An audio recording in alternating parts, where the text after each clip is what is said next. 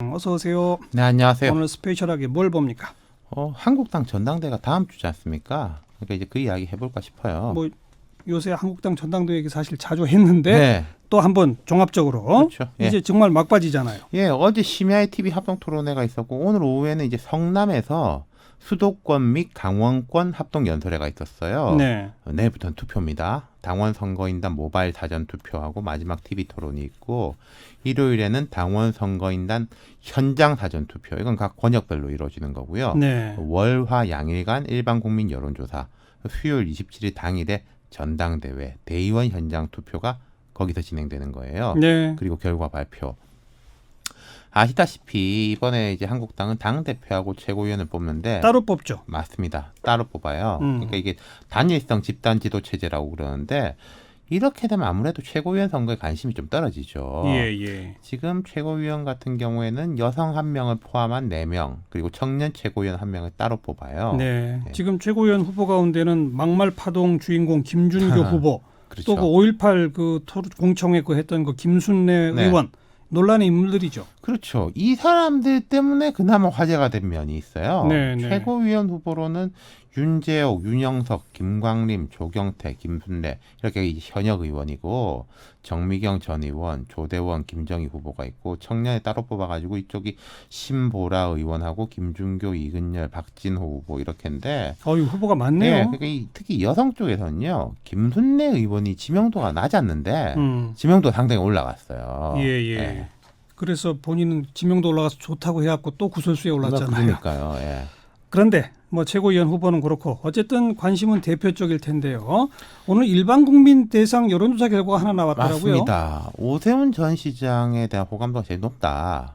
다만 당심은 황교안 전 총리 쪽으로 쏠려 있다. 이런 게 나왔어요. 당심과 민심이 말 크게 다르더라고요. 그러니까요. 이제 구체적으로 보죠. 한국갤럽이 지난 19일에서 21일간 전국 성인 1,001명을 대상으로 실시해서 22일 발표한 여론조사 결과 한국당 대표 선호도에서는 오세훈 37%, 황교안 22%, 김진태 7%, 33%는 모르겠다 순이니까 이걸 만약에 일반 여론조사에 대입을 하면은 모르겠다라는 분모를 빼고 분자 중에서 하는 거지 않습니까? 그럼 1, 2, 3위의 격차는 더 벌어진다고 볼 수 있는 거예요. 이건 이제 일반 국민이에요. 맞습니다. 그러니까 후보는 서울 수도권은 물론이고 뭐 대구, 경북, 부산, 울산, 경남에서도 응답률이 제일 높았어요. 서울에서는 오세훈 40%, 황교안 23%, 인천, 경기에서는 오세훈 37, 황교안 17, 김진태 후보는 한 자리였고 네. 영남권은 어떻게 되느냐? 대구, 경북, 부산, 울산, 경남에서도 오세훈 각각 33, 38, 황교안 양쪽 다 26, 김진태 9, 11%에 그쳤어요. 그런데요. 예, 반면에 한국당 지지층에서만 보면 황교안 52%, 오세훈 24%. 완전히 뒤집혔네요. 그렇죠. 김진태 후보 15%. 2, 3위 차이가 크지 않죠. 그러네요. 예. 호감이 간다라는 응답률도 오세훈 41, 황교안 27, 김진태 13인데 한국당 지지층에서는 호감도가 황교안 압도적으로 71. 71. 예. 이야. 오세훈 49, 김진태 38. 이번 조사 표본 오차는 95% 신뢰 수준의 플러스 마이너스 3.1%포인트고요. 예. 근데 그동안의 그 차기 대선 주자 조사에서는 황교안 전 총리가 많이 앞섰었잖아요. 나머지 두 사람은 후보군에도 못 근데 끼고. 이번에 일반 여론조사에서는 결과가 좀 뒤집힌 거 이건 그러니까요. 어떻게 봐야 돼요? 이게 황교안 전 총리가 말씀하신 대로 여야 통틀어가지고 1등 뭐 20% 넘는 숫자도 있었거든요. 예. 그에 비한다면 전당대회를 거치면서 오히려 전 국민 대상으로 지지세가 떨어졌고 떨어진 거죠. 한국당 내 대세로는 뭐 그래도 굳건하다 네. 이렇게 정리가 되는 거죠. 근데 전당대회 거치면서 전 국민 지지도가 왜 떨어졌을까요? 자, 한번 짚어보죠. 애초에 시작할 때는요. 저도 그런 말씀 드렸는데 황교안이라는 사람이 생각보다 잘한다 이런 평이 있었어요.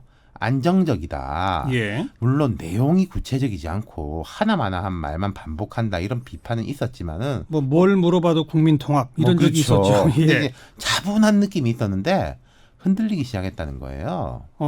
언제부터요? 돌이켜보면은 그 촉발점은 유영하 변호사 발언이었습니다. 그렇죠. 박 전 대통령 뭐 감옥에 책걸상도 안 넣어줬다. 뭐 그랬죠. 이거지 않습니까? 뭐 해준 게 뭐 있냐. 예. 그러니까 황교안 후보가 내가 그 특검 연장도 불허했다 뭐 이런 얘기도 했잖아요.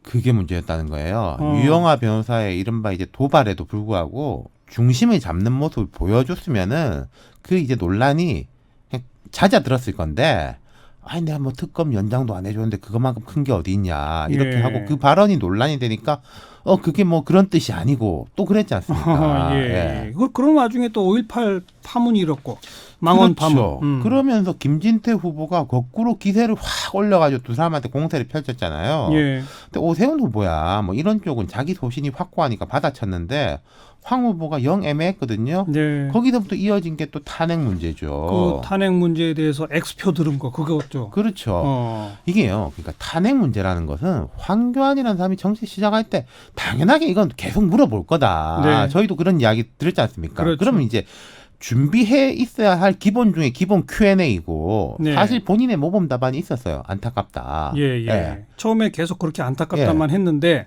그러다가 X를 들었잖아요. 그렇죠. OX로 답하시오. 이렇게 훅 들어오니까 X를 들었지 않습니까? 이게 이제 생각이 많아지고 흔들렸다는 방증이에요.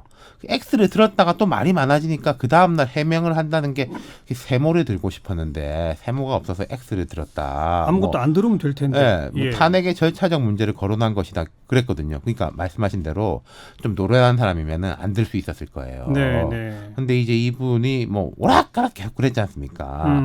사실 이게 정치인에게 가장 안 좋은 거예요. 말이 길어지고 저 사람 도대체 무슨 생각인지 모르겠다. 이런 반응을 얻는 거. 그러니까 안철수, 반기문 인기 되게 좋았던 사람들이 결국 다 그 부분을 못 넘어선 거거든요. 계속 꼬이는 거죠 지금. 그러니까 급기야 태블릿 PC 뭐 조작 가능성 개인적으로 그렇게 생각한다. 이런 것까지 언급하고 말았어요. 그렇죠. 이건 김진태 후보 페이스에 완전히 말려든 거죠. 제가 생각할 때는요. 황교안 후보는 이런 전략을 세웠어야 돼요. 어떤 전략이요? 한국당 내 강경 우파 그리고 좀 합리적 세력 양측에서 볼 때 좀 미흡해 보인 건 어쩔 수 없습니다. 네. 하지만 그 가운데에서 지지율을 믿고 내가 1등 아니냐 안정감을 발휘했으면 구심력이 강화됐을 거예요. 말하자면은 태극기 부대가 불만이 있더라도 황교안 대세론인데 하고 따라가게 만들었어야 되는데 본인이 태극기 부대를 따라가게 된 거죠. 그렇죠. 근데 그런 경쟁이라면은 뭐 김진태 후보한테 상대가 될 수 없는 거 아니겠습니까? 그리고 또 논란 일으키면 내 뜻은 또 그게 아니고 이렇게 되니까 그러니까요. 오락가락. 하지만 당내 대세로는 여전하네요.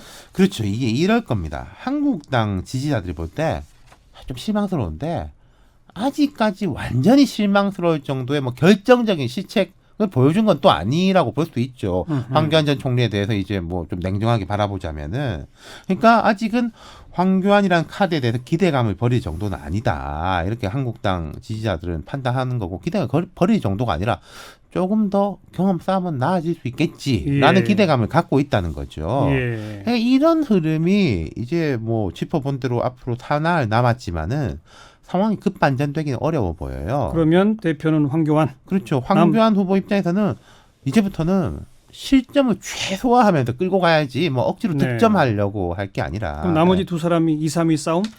현실적으로 그런 흐름이죠. 그러니까 일반 국민 대상으로는 턱없는데 한국당 지지층 대상으로는 오세훈, 김진태 후보 차이가 그리 크지가 않아요. 그러네요. 그러니까 오세훈 후보가 괜찮은 2등을 하면은 한국당 내 중도파가 그래도 최소한의 입지를 확보할 수 있을 겁니다. 이른바 복당파, 중도파. 하지만 반대 결과가 나온다. 황교안, 김진태, 오세훈 이런 식이라면은 한국당은 더 오른쪽으로 간다. 그렇죠. 황교안 후보가 대표가 된다 하더라도 또 그 사람이 한국당을 좀 가운데로 끌고 갈 의지를 갖고 있는지 없는지 저는 모르겠습니다만은 그 의지하고 별개로 그렇게 가지고 갈 수 있는 동력이 떨어질 거예요. 그리고 제일 좀 뭐 애매하게 죽도 밥도 아닌 것은 2위, 3위가 좀 애매한 차이가 나는 거. 비슷비슷하다. 그러면은 좀 서로 내가 이겼다라고 주장하겠죠. 다음 주 수요일을 지켜봅시다. 수고하셨어요. 감사합니다. 윤태곤 실장이었어요.